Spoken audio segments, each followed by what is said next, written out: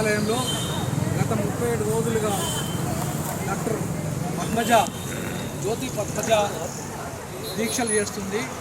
ప్రధానంగా ఏంటంటే కుల వివక్షత కారణంగా ఈమె ప్రతిభావంతులైనప్పటికీ కూడా దళిత మహిళ కాబట్టి డాక్టరేట్ ఉన్నా కూడా కెమిస్ట్రీ విభాగంలో కనీసం పార్ట్ టైం లెక్చరర్గా కూడా గతంలో కాంట్రాక్ట్ లెక్చరర్ ఇవ్వలేదు. అలాగే పార్ట్ టైం లెక్చరర్ కూడా ఇవాళ ఇవ్వకుండా అంటరానితనాన్ని పాటిస్తున్న ఈ వైస్ ఛాన్సలర్ రవీందర్పై, అలాగే డిపార్ట్మెంట్ ఏదైతే డిపార్ట్మెంట్లో వెళ్ళిందో ప్రిన్సిపల్స్పై ఖచ్చితంగా అట్రాసిటీ యాక్ట్ కింద మేము త్వరలోనే కేసు బుక్ చేయాల్సుకున్నాం. ఎందుకంటే ప్రతిభ ఆధారంగా ఇస్తావా, నువ్వు పైరవుల ఆధారంగా ఇస్తావా?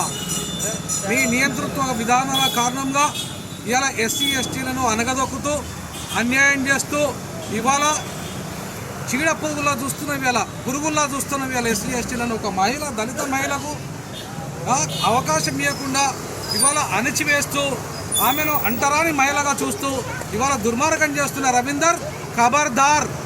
ఆమె కనుక పార్ట్ టైం ఇవ్వకపోతే అట్రాసిటీ కేసు కింద బుక్ చేస్తాం, నిన్ను బుక్ చేస్తాం. ఎవరైతే ప్రిన్సిపల్స్ ఉన్నారో, ఎవరైతే హెచ్ఓడీలు ఉన్నారో, వాళ్ళు ఎవరైతే ఇవాళ ఆమెకు అన్యాయం చేయాలని చూస్తున్నారో ఖచ్చితంగా వాళ్ళని అట్రాసిటీ కేసు కింద బుక్ చేస్తాం.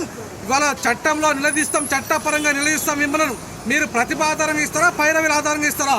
పార్ట్ టైం టీచర్స్ తేల్చుకోవాల్సిందిగా ఈ సందర్భంగా నేను డిమాండ్ చేస్తూ ఉన్నాను.